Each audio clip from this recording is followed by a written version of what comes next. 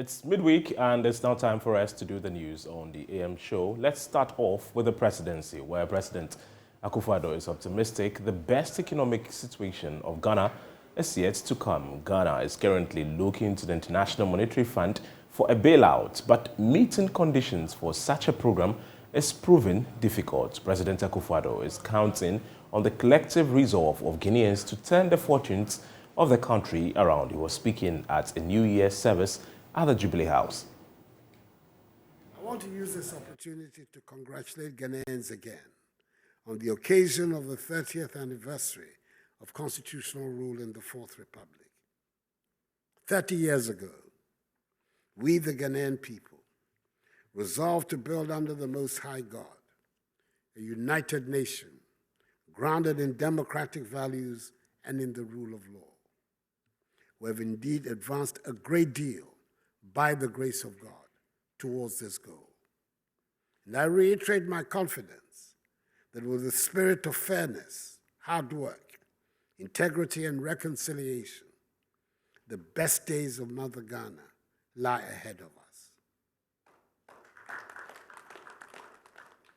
Even though we're presently confronted with difficulties in our economic performance, I do not doubt our collective resolve, as I said on 6th January, to work our way out of these challenges and put our nation back onto the path of progress and prosperity. Meanwhile, Volta Regional Chairman of the governing New Patriotic Party, Kofi Wanya, is asking his fellow patriots to protect the party's unity as they head towards the presidential candidate race. The Volta Regional Annual New Year Party provided a platform for members of the NPP to make merry, share ideas and strategize towards retaining power in 2024. The event was attended by executive office holders of the NPP and some government appointees. Addressing the gathering, the Volta Regional NPP chairman, Kofi Wanya, admonished the party faithful to ensure the upcoming presidential candidate race does not affect the unity of the party. We need to be very, very careful. Let not presidential aspirants divide the unity that we enjoy in the Volta region. Let us also maintain our integrity and dignity. So I want to caution a little that stay, open your doors to all of them, let them come in, whatever they have, they will tell you, and you make your decision. The decision we are going to make will affect us in 2024. Because it's not about winning the primaries. It is not. It is about winning the general election. Mr. Wanya, who touted the achievements of the NPP government, expressed optimism that Ghana will recover from the economic woes. I will not join the chorus. The chorus that all is not well, and as if we are throwing our house in despair, as if we want to seek the chorus of the opposition. The opposition is praying for Ghana, things to go back in Ghana. That's their prayer, so that they can leverage on that, to come to power. But I can assure you, by these 2 years, especially this year, though things will be a little difficult, but we'll surmount all those problems. Organization of ours. This organization of ours is set up to win elections and to maintain power and govern this country. And you agree with me that it's only the NPP government that can manage this country and manage the resources of this country very well. The executives were entreated to continue trumpeting the good works of the Akufo-Addo-led government to give hope to Ghanaians. Fred Kwame Asari, Joy News, Soga Kope. Away from that, now more than 3,000 workers in the construction sector will lose their jobs. That's because the Construction and Building Materials Workers Union of the Trade Union Congress has linked this development to the IMF bailout conditionalities. General Secretary of the union, Richard Asamoah-Mensah, further explains that the communication by the Bank of Ghana concerning the suspension of payment on selected external debts has made the layoffs necessary. In November 2022, the labor unions wrote to government requesting for more than 100% increment in their base pay for the 2023 working year. The unions cited mainly the increased cost of living as justification for their demand. After 2 meetings, Labour was willing to bend. Government progressed to 18. We also progressed to 65. We've never been difficult. We've been considerate for years, and many things have gone wrong. So I think that is the time to right the wrongs. The single pay salary structure is the most indecent structure in this very country. You will never take anything below the 60%. The job at Takrady, which is the overhead, is about 80% completed. And we believe it should be completed by June, May, June, it should be done. And now they came out that there have been a press release to their outfit. And you know, the job is a grant project. Being a grant project, when they finished with the claims, it is sent to the consultant, and the consultant will intend forward it to the urban roads. Urban roads will intend send it to the Ministry of Roads and Highways, and then it will be taken to the Ministry of Finance, back to the contractor, and then it will be sent to the donors at China. That is being a grant project undertaken by Sino-Hydro. And now at China, they will do the payment. And according to them, they've had 3 serious major projects done, claims, which should be paid for, so that they can continue with the job. But in the end, a letter which came on the 19th from the ministry has really conscientized their leaders. Which ministry are we talking about? Ministry of Finance came out with a press release letter on the 19th, and it was headed as suspension of payment of on selected external debt of the government of Ghana. And in detail, they have gotten to see that there is the need for the government to have certain changes or certain agreement with them. And because of that, their bankers over there are saying they are not going to release any money to them. And this is bringing this project to a halt. They are saying they cannot stay if no payment is done. And I must say that about 453 workers over there are being sent home. By 14th, they will have to be paid whatever is due them. And as I speak, the expert has also been sent. Some of them have been sent home. So I believe by 14th or by ending of this month, there will be nothing left over there. They've even started taking their materials to their main yard. And this is what we want to sensitize the government to know, so that at least if there should any way, the government can come out, talk with them, for them to finish the project, because it is as a sensitive area in Western Region, Takrady. And the people are doing neat and very fast job that if a little push is given to them, it can be finished. I must also come up with contractor, which is also a construction company working on the market cycle job. About 121 workers have been sent home. Kumasi over 339. And we can just imagine what is happening in the construction sector. And the government has come out emphatically that it's a year of roads. And being a year of roads as at last year and this year, and then we don't know what is happening. So we are pleading to the government to fast-track issues so that at least the nod will be giving them to complete the jobs for us to have our freedom. This is what we're talking about. Yeah. So these cumulatively 3,000 workers, have they gone home yet, or they are yet to be asked to go home? They are home already. And some are even being paid half of their salaries, which is very bad. And we are saying that some contractors are saying government has not paid them their claims. And we want government to also fast-track, do the payment for them, because we can just think of the social vices which will be in town. And those who also be jobless. Because there are other people who are suppliers. They supply the company with a lot of materials. All these things are going to cease. And it's going to be a cost to the nation. Because if we are to abandon such a project for even 2 months, it is going to be of a great cost to us. So we are pleading on the side of construction that the government should come to our aid, see to them, so that at least these jobs will be done in the shortest possible time. Now, government believes that it will seal a deal with agitating labor unions later today. The labor unions initially requested for their base pay to be increased by more than 100%, but after more than a month of failed negotiations, Michael Ashale reports a deal may be reached within the next 24 hours. In November 2022, the labor unions wrote to government requesting for more than 100% increment in their base pay for the 2023 working year. The unions cited mainly the increased cost of living as justification for their demand. After 2 meetings, Labour was willing to bend. Government progressed to 18. We also progressed to 65. We've never been difficult. We've been considerate for years, and many things have gone wrong. So I think that is the time to right the wrongs.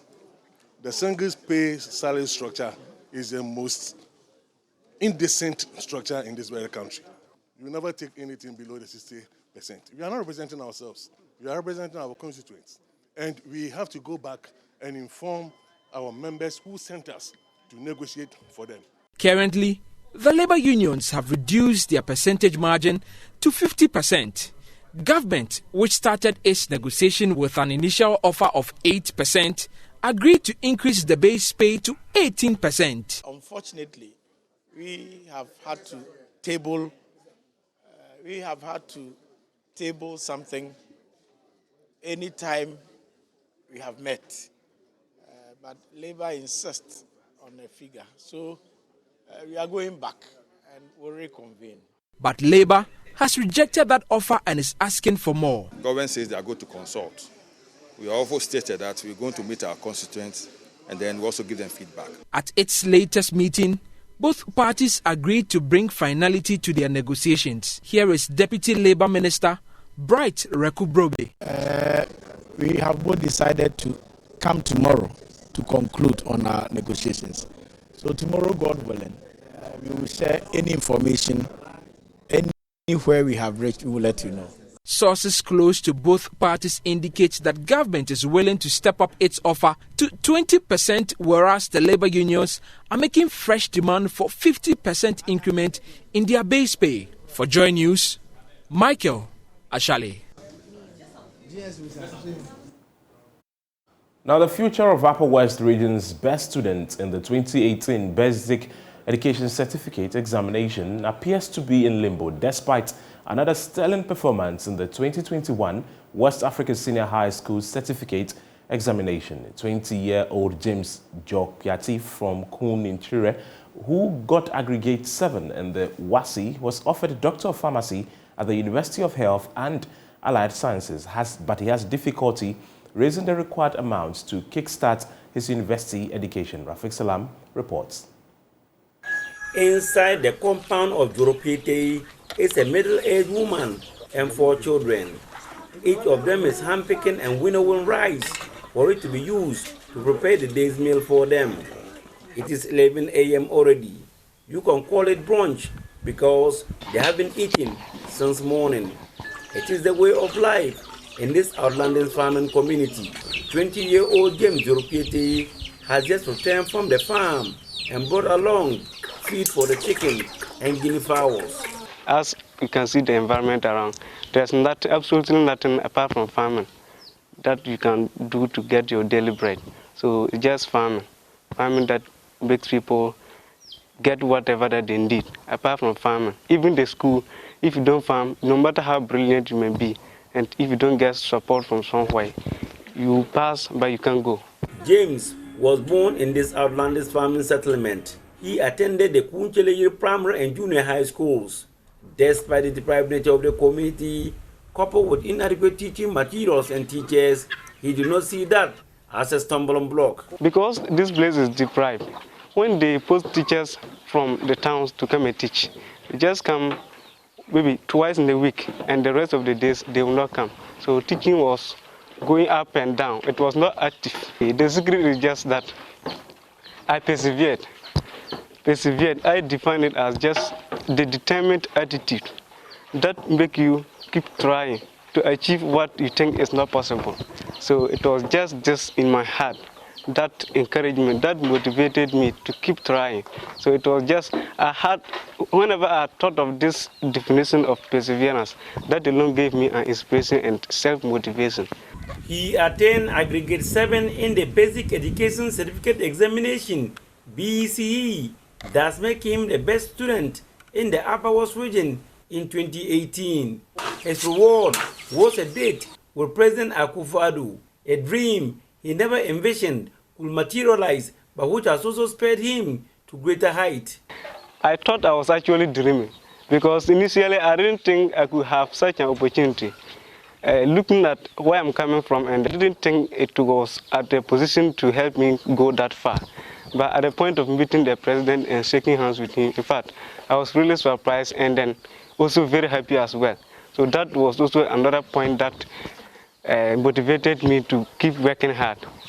He gained admission into Nondom Senior High School, where he met students from very endowed homes and schools.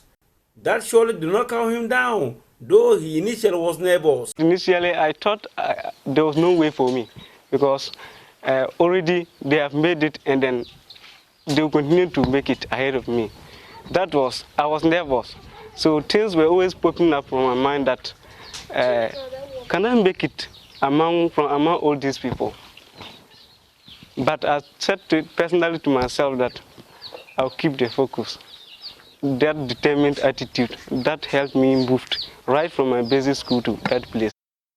James Yorpiete, after 3 years of offering general science, he reproduced his BEC results and attained aggregate 7 and offered admission to pursue doctor in pharmacy at the University of Health and Allied Sciences, UHAS. The last time I was in this community was some 13 years ago. The highest learner in the community was a JSS graduate. Today, the community can boast of one person who has completed the university. There's another person who is still pursuing his course at the university. The admission of James Yorpiete clearly means that he is the third person from this community to go to university. James, however, is in a limbo as to how his 6-year university education will be funded. He considered that the maze of local chicken and guinea fowls he owns can only shake off some few decimals of his first year fees. My school fees is just 11,400 plus, so all that I need was just more than 15,000 in order to be stable. So I could sell all this in the house, but still I will not be able to go to the school.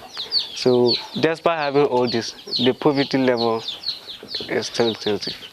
With the deadline of the payment of fees fast approaching, his only hope for now is the West Member of Parliament, Superintendent retired Peter Tubu, who has pledged to shoulder that responsibility. If you are in Kunchile and you can actually qualify for a presidential award, in fact, naturally you are a brain, but I will give the credit to the teachers as well. He wasn't only the only student. Many others did well, but he was just outstanding. And he went ahead to prove it even at the senior high level. And such students should be inspired. And as a politician, believing that I am building better leaders around myself, I can't afford but to support him to go further. Well, his school fees is over 8,000, accommodation over 3,000. Basically, what it means is that every year I should be prepared to spend not less than 15,000 Ghana cedis to enable him stay on course for 6 years. And I'm very willing to do the best that I can to keep him in school until he graduates. James is living in this community with his uncles and 10 other younger cousins. His parents are domiciled in the southern Gulf of the country, working in cocoa farms for peanuts.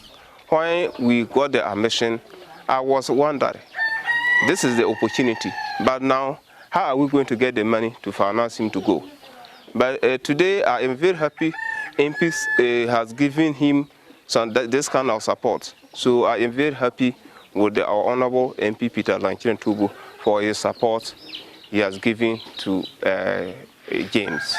In outlandish communities such as Kunchele, there are several of James who are around and who need a little push so that their life dreams will come true.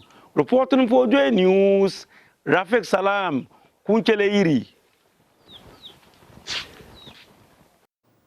Now, basic schools across the country have reopened for a new academic year. Pupils are therefore excited to return to school after the Christmas and New Year break. But at the State Experimental Basic 2 School in Kumasi, lack of furniture remains a major challenge. Lab FM's Nana Boache Yadom has more in the following report. Furniture deficits coupled with other infrastructural challenges has been identified as a hindrance to good academic activities. The headmaster of State Experimental School, Solomon Osei Kankam, says amidst the joy of students returning to school, furniture shortages has become a burden. All newcomers who are coming will have to come with their own furniture. Why is that so? Yeah, the problem is that we have the space. We have vacancy to admit. But the furniture, that's the problem. Like I said, most of our furniture are broken, and then you don't have, sometimes you have 3 students sitting on 2. School reopened today for the 2023 academic year, first term. And thanks be to God, the children are here in their numbers. The parents brought them as early as 6:30, 6:15. About 60% of the students were already in school. As we speak, I can confidently say that we have about 85 to 88% of the pupils in school. So as we explore some challenges here at the State Experimental School, some students also share their joy as school reopens today. I'm excited to come to school, and I'm very happy that I could see my friends. I'm also happy that my teachers made me very hard to learn and go to the next class. And I'm saying that I will study hard and I won't play anymore so that I could jump to the next class. I feel happy because I did not see my friends, but now I reopen.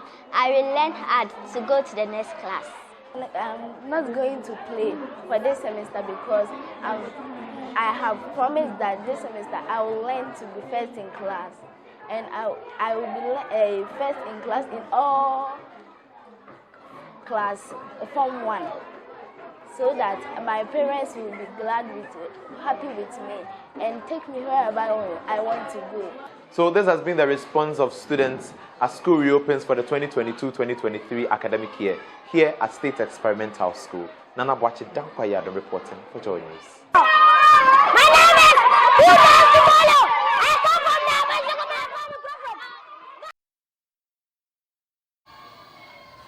That's all for the news. My name is Paa Kwasi Schandorf. For more, log on to www.majoyonline.com.